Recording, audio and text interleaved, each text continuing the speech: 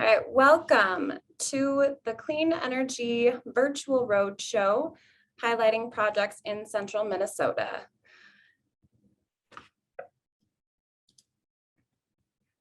Today, I would like to say a good thank you to our sponsors, All Energy Solar, Evergreen Energy, Larkin Hoffman, and True North Solar, and also our partners at Region 5, Clean Energy Resource Teams, and the Economic Development Association of Minnesota. On today's webinar, all attendees will be muted, and you can submit questions to our panelists via the Q&A function that should be at the bottom of your screen. You can also chat to the panelists if that is not working for you. To kind of clear up your screen, if you use a drop down in the top center to view active cameras, that will kind of just allow for you to see the speaker at the moment. And we are recording today's webinar. It will be available in the full version. And then we're also making both a recap blog and a highlight video today. And then I will send out a survey after today's webinar, and I'd really appreciate your feedback. This is the second in a series of presentations, but we continue to have more. And so I'd love to hear how you liked it and how we can improve. So today's webinar will start with me. I am Virginia Moody-Rudder at Clean Energy Economy, Minnesota. I'll talk a little bit about our organization and then go into trends in Minnesota, both on the clean energy broadly and jobs. And then we have a panel of clean energy experts, John Vaughn from RREAL, Bali Kumar from Pace Loan Group, and Clay Norrbom from Juhl Clean Energy Assets to talk about projects in central Minnesota. After that, we will have a discussion with our panel.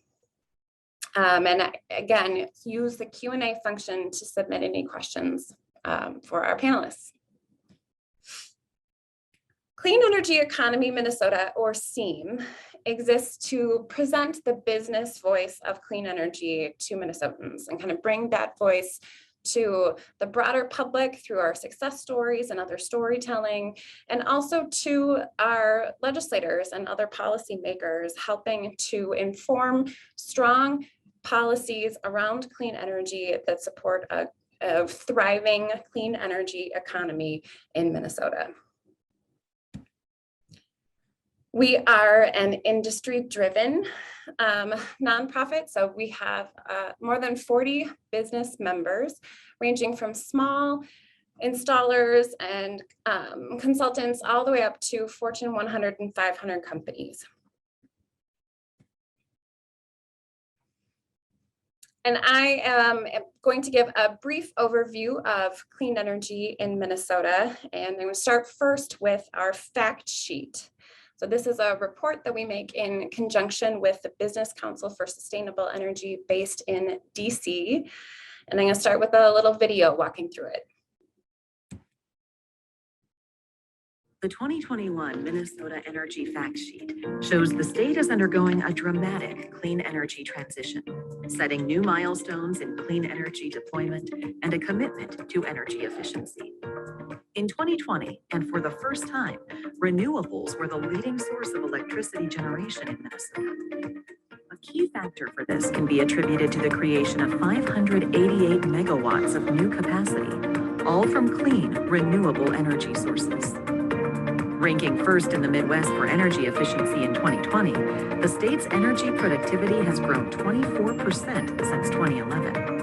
And Minnesota's power sector emissions have fallen 40% over the last decade. In that time, natural gas used for electricity tripled, while coal use fell by half. Prior to the pandemic, nearly 62,000 Minnesotans worked in clean energy. Those jobs were growing 2.5 times faster than the rest of the economy. Unfortunately, during the pandemic, over 9,000 clean energy workers lost their jobs. Clean energy can help Minnesota's economy get back in business. Get the facts about Minnesota's energy and where it is heading.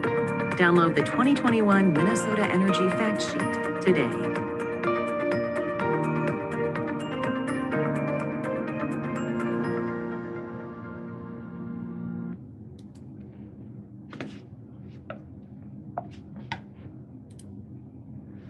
wanted to share some of my favorite facts from this report. Last year, renewable energy became the first, or for the first time, became our #1 source of electricity generation in the state, which I think is super exciting. So we had 29% of our electricity from renewable sources. And when you combine that with other carbon-free electricity, that's the majority of our electricity in our state, which is, I think, so great. Because of all of this renewables, we've seen power sector emissions fall 40% in the last decade. And some of this has been driven by strong Minnesota companies like Target, Cargill, Ecolab, and General Mills, who are investing in renewables through contracts called power purchase agreements to buy renewable electricity for their operations. Last year, we only built renewable power plants, so solar and wind is now the cheapest form of electricity in Minnesota, cheaper than natural gas.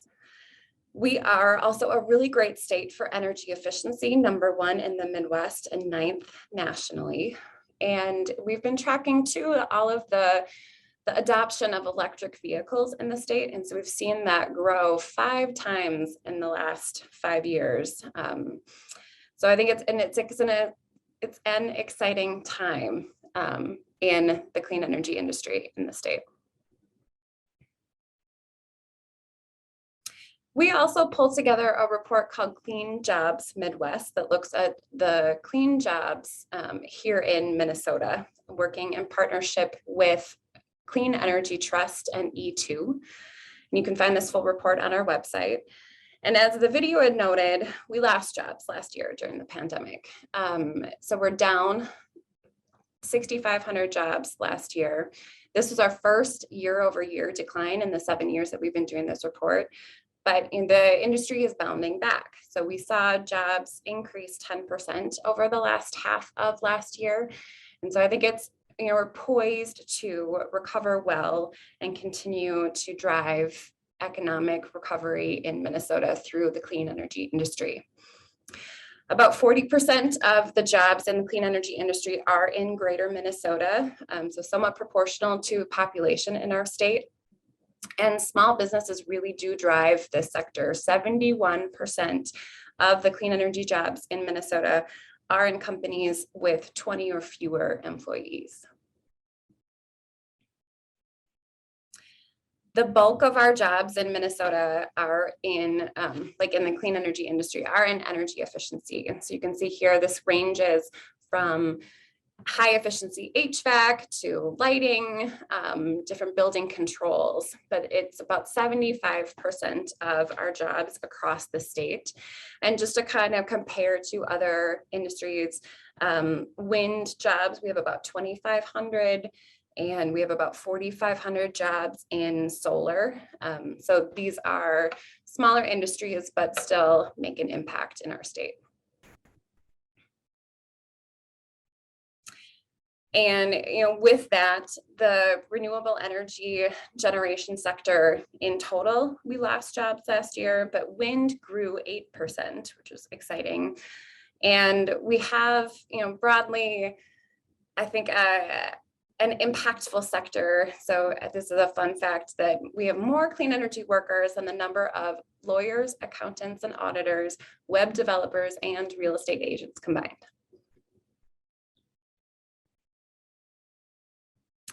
And you can see here our map of jobs in congressional districts. So they do exist all across the state. Today we're talking about central Minnesota, so part of CD7, and across that large district, we have about 6,000 jobs in clean energy.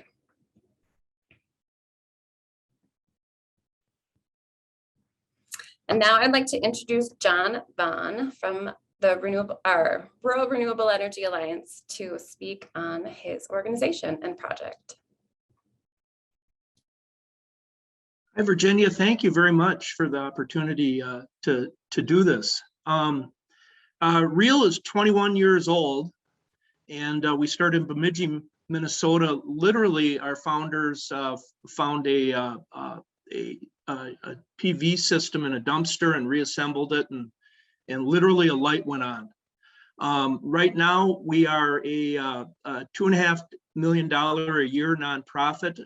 REAL, the nonprofit, our mission is to make solar accessible to communities. Our strategic vision is to use solar to reduce poverty in central and northern Minnesota, which which is what we're doing. I wanted to show you the next slide. This is definitely humble beginnings. We were very much kind of home cooking during the early 2000s, and we've definitely advanced with the field in the last 20 years. So how about the next one? I wanted to make sure that folks know that we have created a solar curriculum that's now available and free to use. It's K through 8. We're currently actually in the finishing stages. CERTS is working with us. They convened a advisory committee of classroom science teachers to improve our curriculum, our base curriculum, and that should be out in the next month or so, teacher tested and ready to go.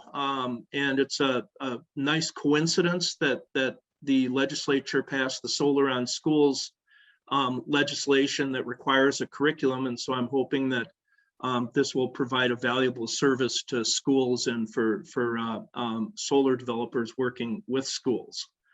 The next thing I want to show is a video. If you like Neil Young, you're going to like this. The music was actually chosen by a Gen Zer. And this is actually not looking like the video that I sent. Could you give that a try there, Virginia? Yeah, one sec. Oh, it is. Okay, stop it. It must have been some facade or something on the web there. In 2019, we were fortunate to receive a $500,000 legislative commission on the Conservation of Minnesota Resources grant to build 540 kilowatt arrays with the White Earth Nation. And we had previously built some arrays there. And this video will describe what we've done in the past, what we did in this past year. And also in tandem with it, we've started an internship program at the White Earth Tribal and Community College, which after this is done, I will describe how we are expanding that, creating solar educational opportunities for the new clean energy workforce. So if you want to give that a shot again there, Virginia, that would be great. Sure.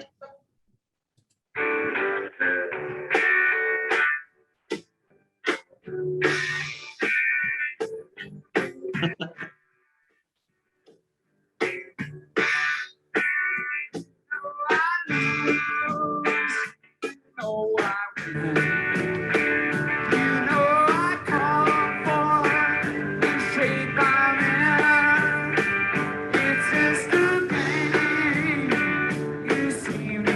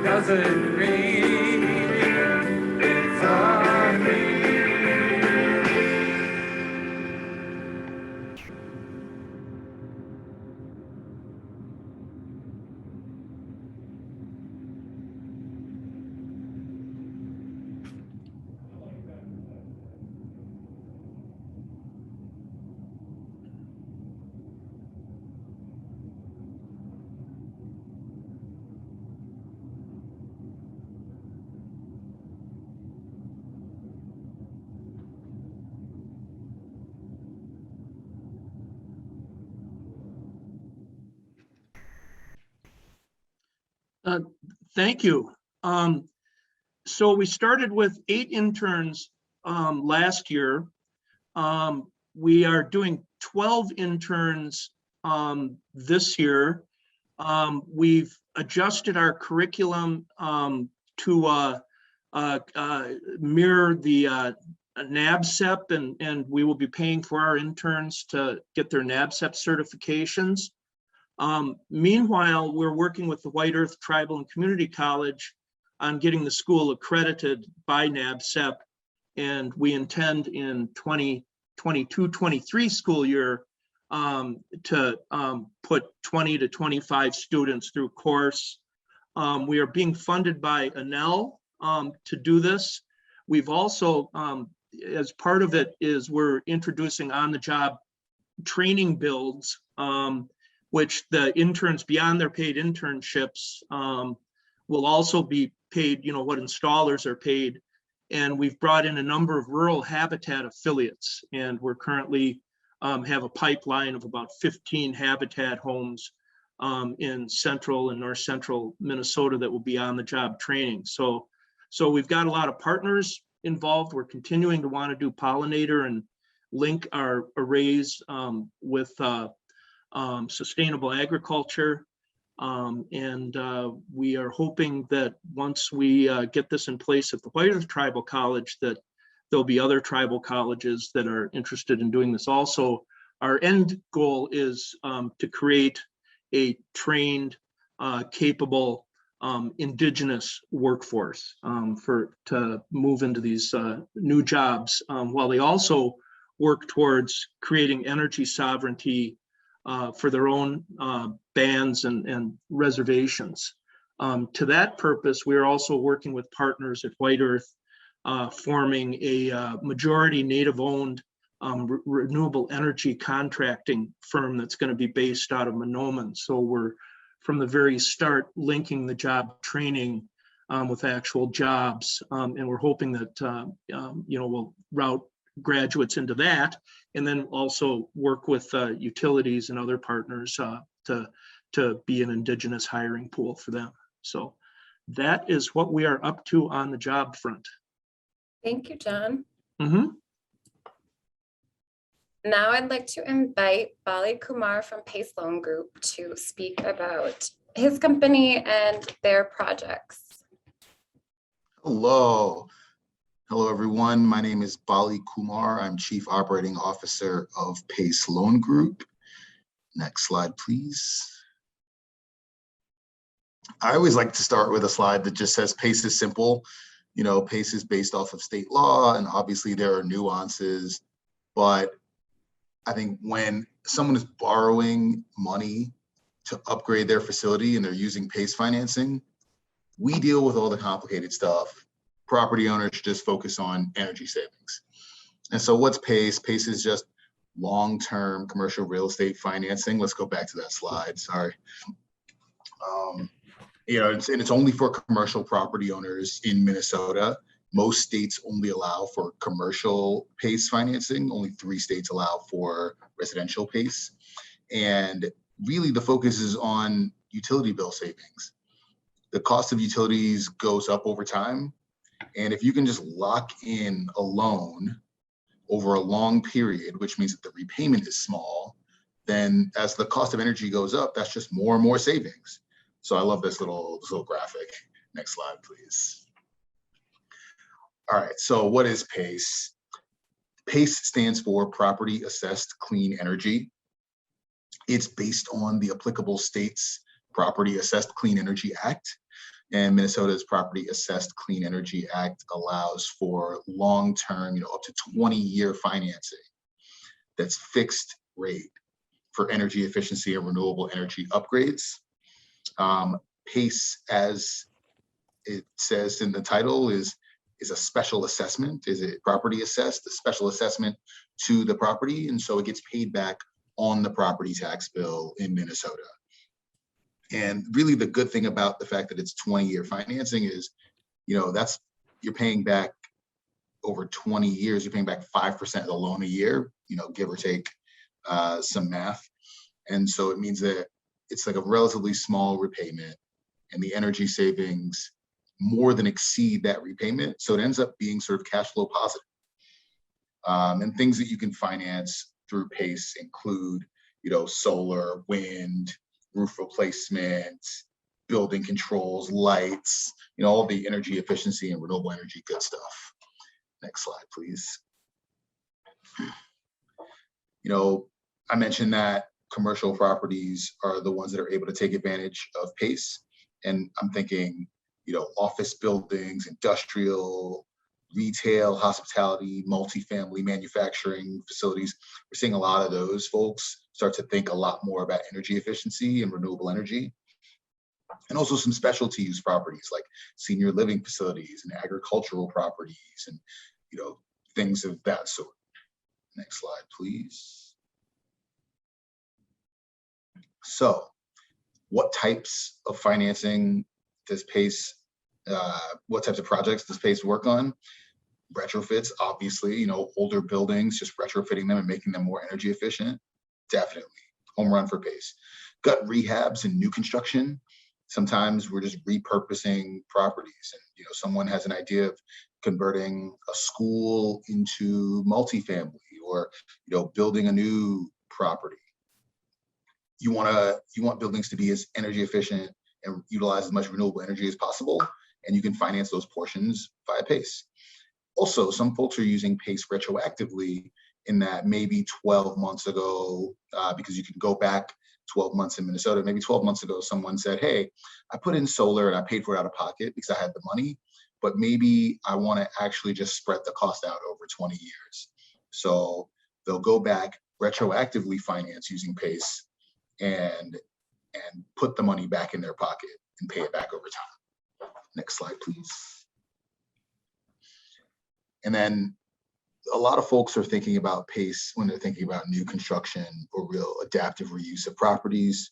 And often when they're looking at capital stacks, they go get a bunch of money from the bank, and then they get some mezzanine debt or raise some preferred equity, and then they have some equity from the sponsors. And if you just cut out the more expensive mezzanine debt, preferred equity, cut out some of the expensive equity from the sponsors and insert PACE, you're ensuring an energy efficient building and the cost of capital goes down. So really it just, they say when the dollars make sense, then it's the right move. Next slide, please. The two things I always consider when looking at PACE projects is property value and lender consent. So for property value, we are limited to about 20% of the assessed or appraised property value to finance PACE. So you can't say, hey, I have $1 million farm and I want to take $1 million of PACE out to put solar on my farm. That doesn't work. But if you're thinking 200,000, then that meets the loan to value requirement. That's a programmatic requirement in Minnesota. And lender consent, because PACE is a property tax, it shows up on the property tax bill. You need the mortgage holder, if there is one, to consent or at least affirm that they understand that the property tax burden for that property is going to go up. But they should also be underwriting it and saying, all right, the property taxes are going to go up, but the utility bills are going to go down. So it should at least even out, if not be better off. Next slide, please. And so, we're seeing PACE interact with, with traditional bank finances or bank finance. So if I see a mortgage on the property, sometimes there's PACE on the property as well. Some folks have historic tax credits and want to utilize PACE, and that seems like a pretty natural fit. When you have a historic building, it's often not so energy efficient. Solar tax credits obviously are a huge win. We're seeing folks basically take out the entire financing for the solar project via PACE, and then getting the solar tax credit and putting the solar tax credit basically right back into their pocket. And so they'll finance the entire project and then get the great solar tax credit and use the proceeds from that to help finance the business going forward. So I think PACE is a pretty neat way of interplaying tax credits and PACE. Next slide, please. Couple case studies I want to go through. The first one is in Hutchinson. It's just solar on a manufacturing facility. The property owner elected to do a 10-year PACE term. They could have done 15 or 20, I'm sure, but some folks just want to pay it off as soon as they can. So 10 years, $520,000 of solar on a 100,000 square foot warehouse in Hutchinson. And the energy audit shows $27,500 of annual savings. So, it pays itself off. The loan closed in December 2020, and the first payment is May 2021. So that gives the property owner 6 months just to save on their energy bills before they have to make their first payment. So the savings just start to rack up day one. Next slide, please. And another case study in Sartell, solar on a manufacturing facility. We have a 14-year term and $1.675 million financed. Sorry, I have an error on the slide. So the annual savings was $100,000, and the loan closed in December 2020. And sorry, another error on the slide. The first payment was is going to be May 2022. So they're going to get a year and a half of just earning savings before they have to make their first payment in May 2022. The way we structured that is that we basically, at closing, held back a year of interest-only payments. So that way they don't have to worry about making a payment until hopefully when we are fully through, or at least like at our new normal post-pandemic. Next slide, please. Happy to answer any questions, probably at the end of the presentation. And here's my info if anybody wants to follow up with me offline. Thanks, Bali.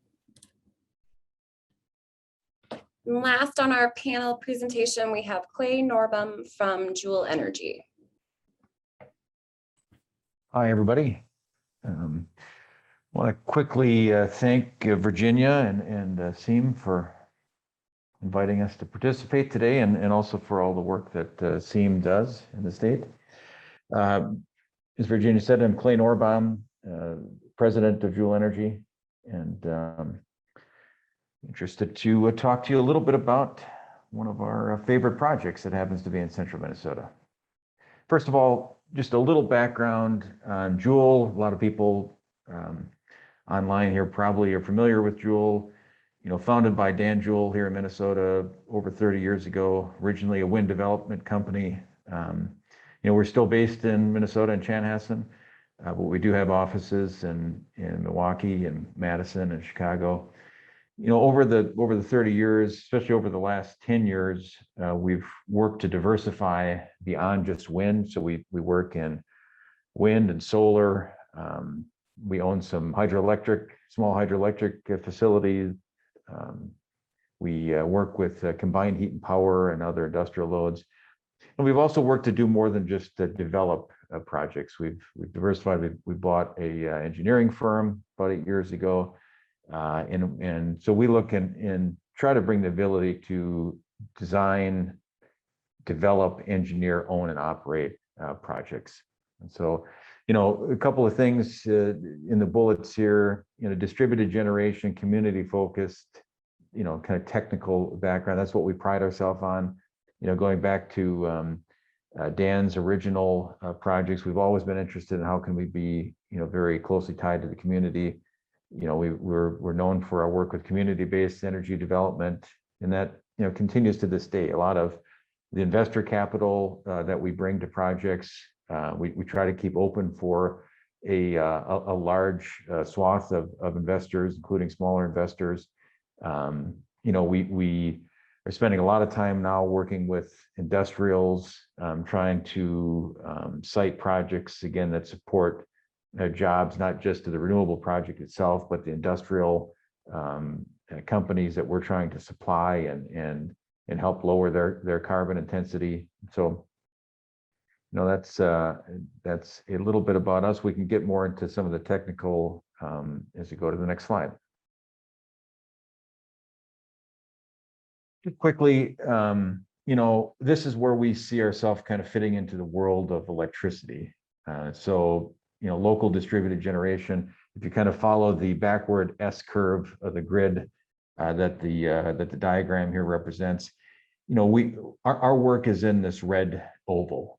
We see it as what we describe as working around the local substation. So whether that is a market of an industrial company, a campus who is just on the one side of the local substation, or whether it be working with a municipal utility or a rural cooperative utility, in essence, that smaller distribution utility that's just on the other side of that substation and owning the other side of the substation.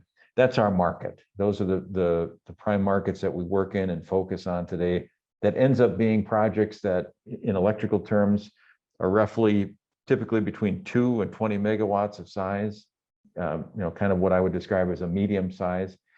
And again, typically in that, call it 3 to 40 to $50 million range. Again, this ends up being a little bit of a niche in the whole space. A lot of wind developers, the original wind developers, tended to go larger in size. We're probably one of the few, who still will build a 1 or 2 wind turbine project that essentially uses full industrial scale turbines. And so it's, again, this continues to be our niche and kind of our claim to fame. Go ahead, next slide.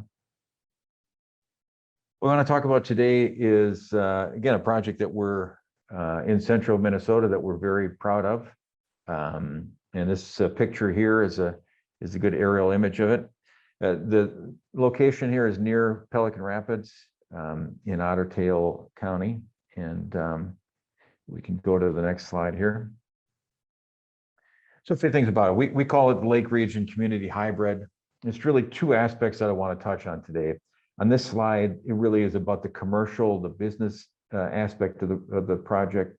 And the next slide, I'll talk about the kind of the technical, what's interesting about it.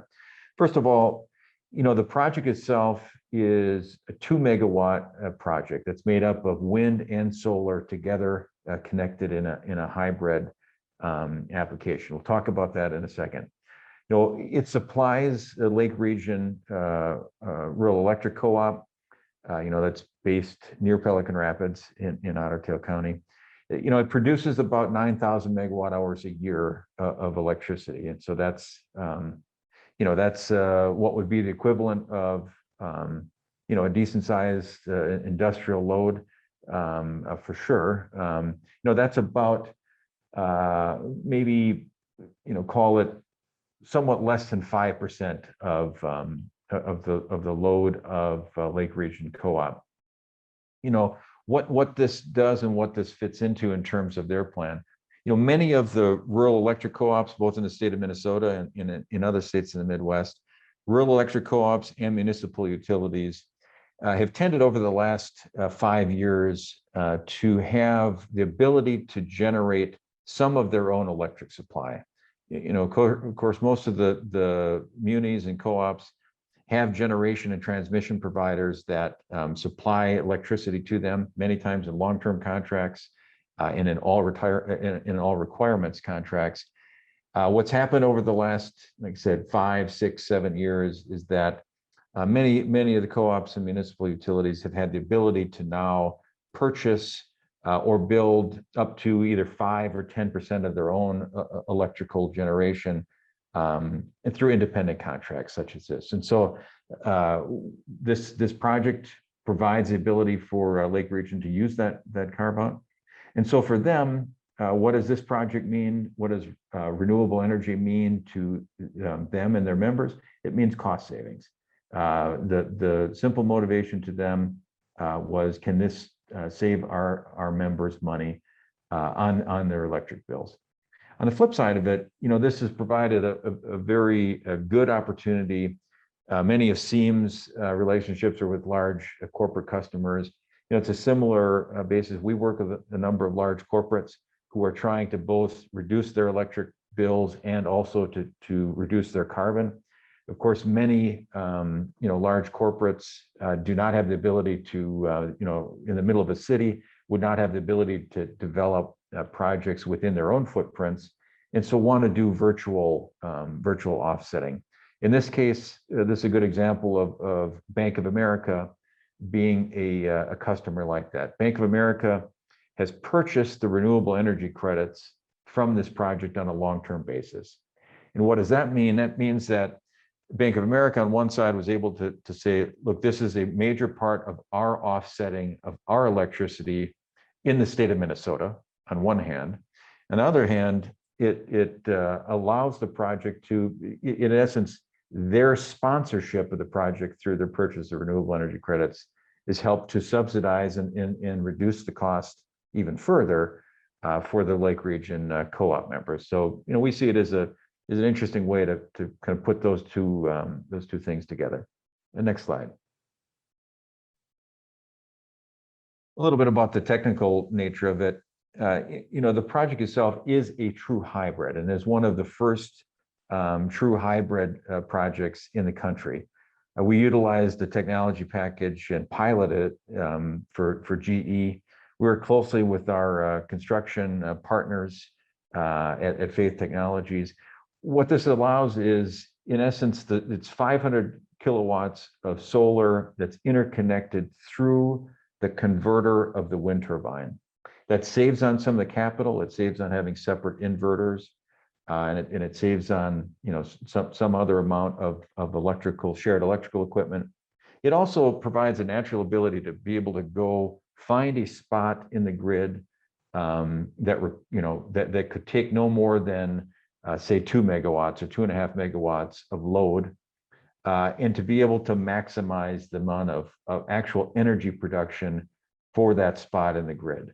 And so, what happens is that the amount of hours in a year where wind will be at its peak at the same time as solar at its peak are very limited. We're talking about hundreds of hours or less out of the almost 9,000 hours in a year.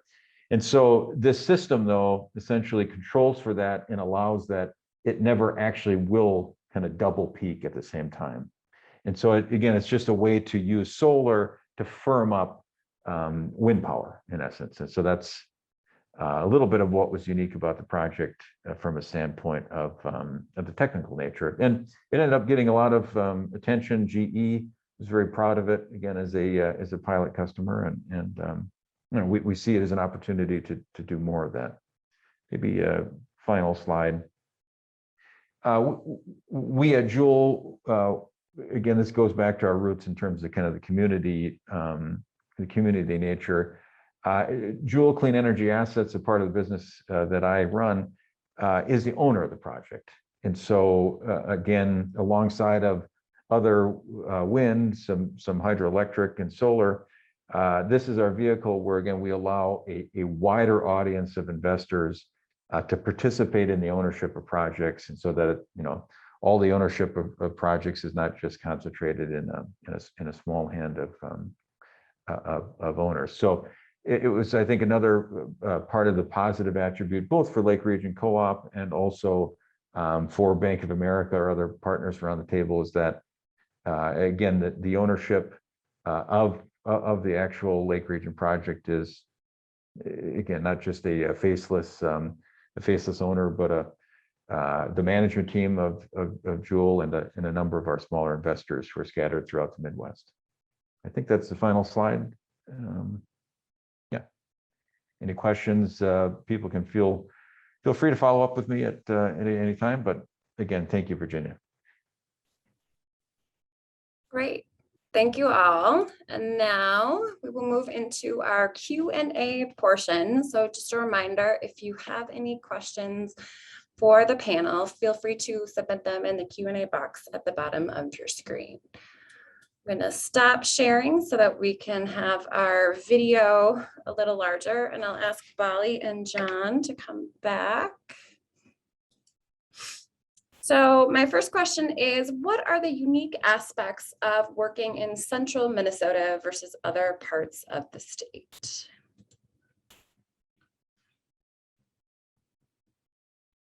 John, you want to take that first?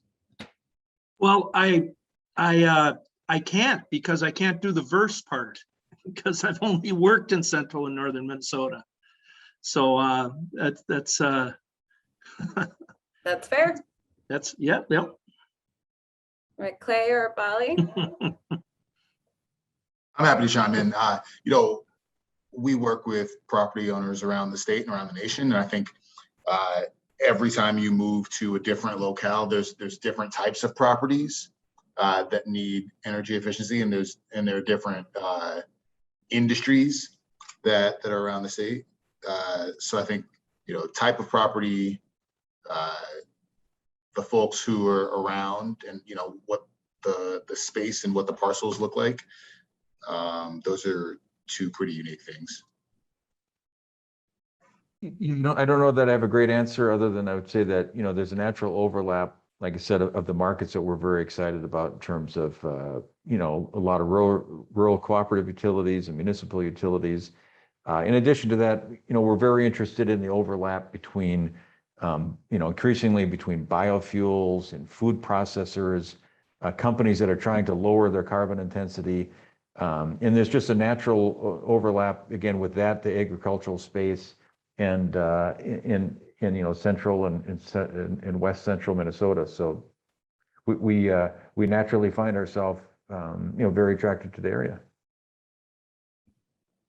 How have the big events over the last year and a half, whether it's COVID, economic challenges, racial reckoning, et cetera, impacted your business or organization? I'll chime in first. What's interesting is we've seen a lot of folks want to retrofit buildings or make improvements to buildings during COVID because they were empty. So folks were like, well, all right, well, we're all not trying to gather. A lot of folks are working from home.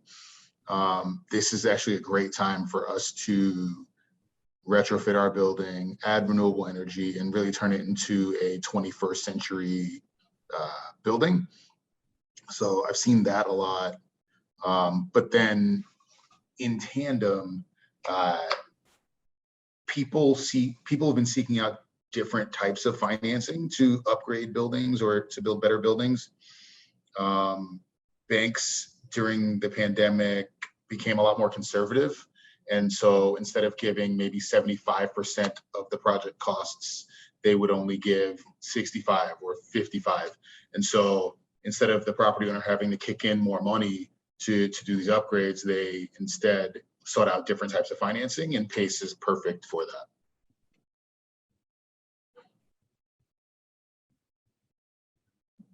I can give kind of a canary in the mine viewpoint. When I stated at the end of my presentation that we're hoping to move our educational programming, we're going to hopefully, when we get it up and running, it'll be about 20-25 students a year, export it to other tribal colleges. I kind of undersold that a little bit. Just in the last, few weeks, we've been getting multiple, authentic contacts.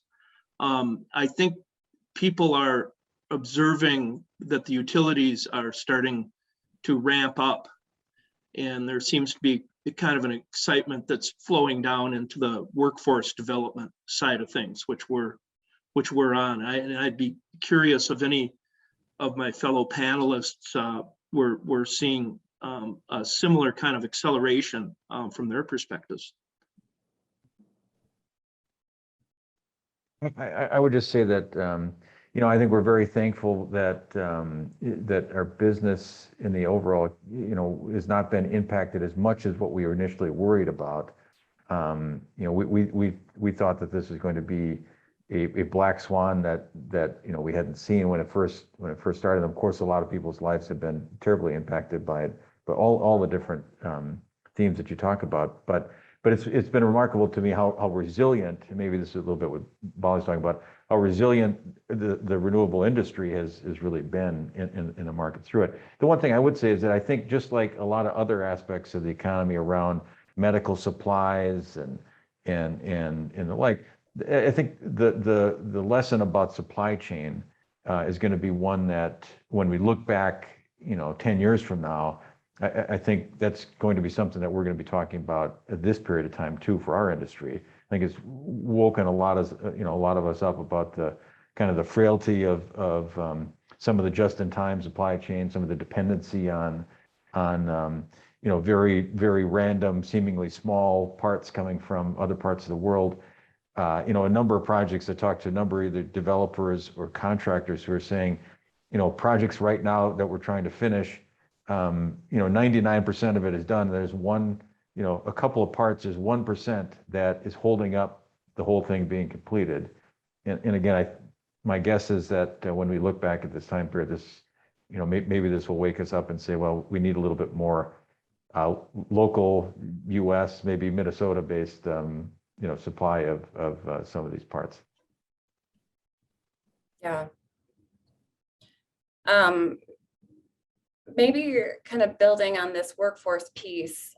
John, there's a question from the audience on how are you seeing demand for your solar workforce training, and how do you select people for your programs? They're self-selecting. Basically, we put the word out on the reservation and they come to us, and we ask questions that are fairly typical to anything you'd be asked enrolling in a technical college program, having to do with what your career goals are and how serious basically you are about doing that. I expect that those college programs we have will continue in that vein. When you get down to the elementary and high school level, which we've worked with, a fair amount of schools, generally in the high schools, you have champions, teachers that have decided with their passion that they're gonna pre-prepare these kids so that they have every advantage when they get to the secondary education level. So when White Earth becomes accredited, NABCEP accredited, which will make it only the second technical college in the state to be NABCEP accredited, tuition will be free. And White Earth Tribal and Community College serves a population of students that have a lot of housing displacement and poverty issues. I know at one point last year, 30% of the students there reported that they had experienced homelessness in the last year. So we're working with a segment of the population that we're part of the bigger picture. But I think as things accelerate on the bigger picture level, much in anticipation of Build Back Better, that we're seeing it where we're working with low income and communities of color. Great.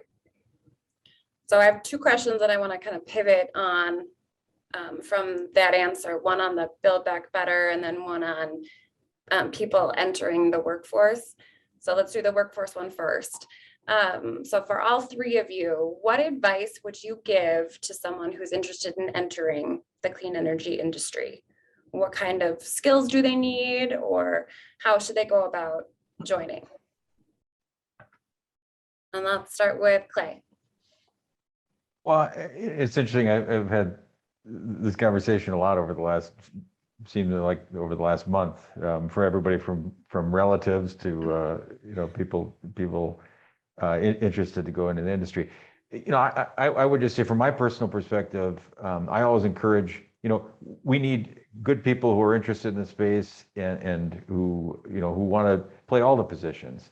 So I would say, come on board. We're interested, more the merrier.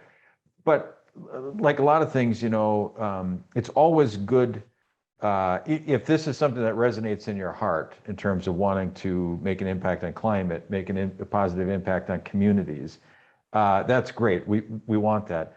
But it's always good to have base skills too. So, I always encourage people, become an accountant, become a technical, become an electrician, it doesn't matter at what skill level. We always want, we can use people who are good at a trained skill, who might have the interest, and who, we can teach the rest of the space around a solar panel or a wind turbine and everything else. So we don't need to pigeonhole people too early in their career to say, you've got to be a exact renewable energy specialist, I guess would be one of my points.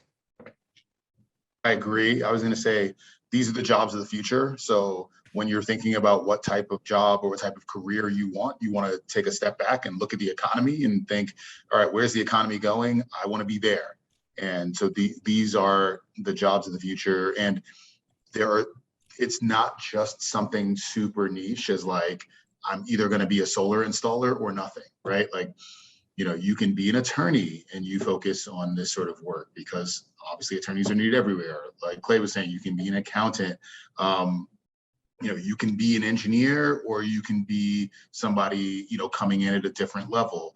There are just so many different types of jobs in the clean energy industry, in the clean energy economy, that there's a home for everyone. Great. Yeah, I would love to see a renewable energy university in Minnesota that not only taught the technical skills, the science, the public policy, and the other, humanistic aspects of climate change. I'd like to see something that was a comprehensive educational approach to renewable energy. So but I do understand that it's a dynamic situation right now, and we haven't exactly parsed out, what's going to be solar, what's going to be wind, what's going to be this or that. And so it's an exciting period right now. But I would love to see the renewable training advance beyond technical schools into actual, fully accredited university format. Great. Then John, you had brought up the Build Back Better plan.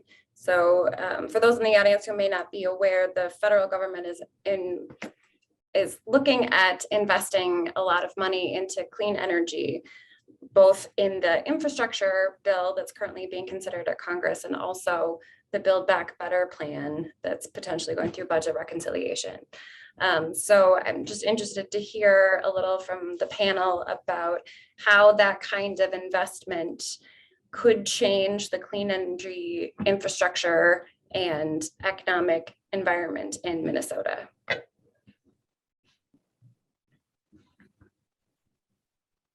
I mean, I just think making things mainstream is the way to drive us.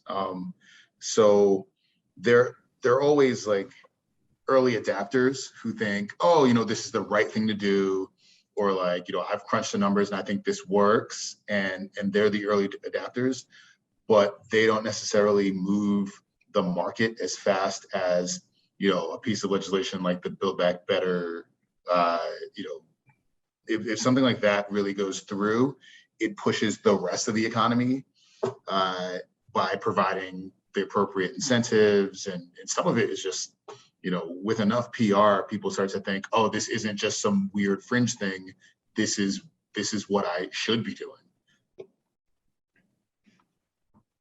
I would just chime in and say it's a big deal. It is, and it is important, as you say, between the $1 trillion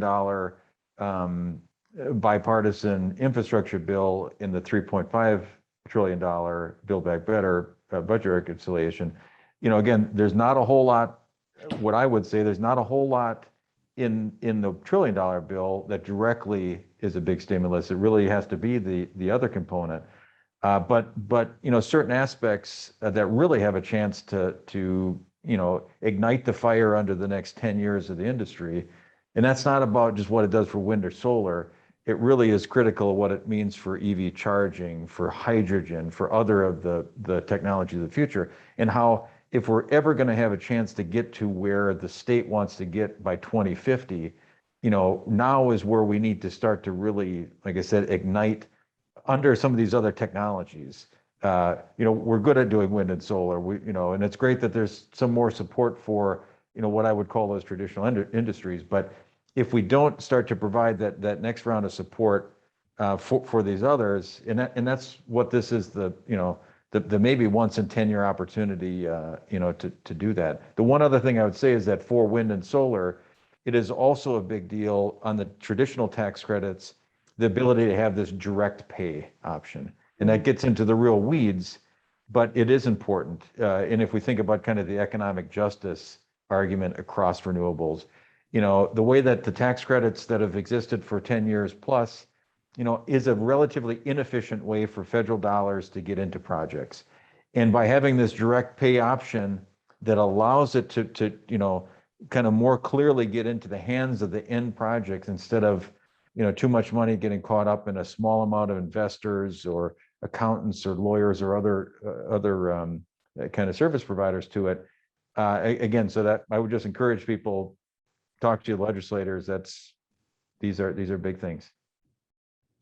One last little quick thing, Bali, there's a question about, do local economic development partners actively make property owners and businesses aware of PACE opportunities? It seems like they should. So can you say a little bit about how you work with local economic development partners? Yeah, I mean, there are just so many economic development partners around the state and around the nation that, like, there are various degrees of who gets it and who pushes it out, because they're also very busy and they have lots of different tools in their toolkit. So as many people as possible should be talking about PACE, because every time I talk to folks, they're like, what is that? Is it the senior thing? The care for the elderly thing, because they see that on the bus. So, the more the word can be gotten out, the better. Great. Well, thank you. I know we're at time. I wanted to thank our panel for their presentations today and their expertise on our questions. And I just wanted to run through a quick other slide. One second here.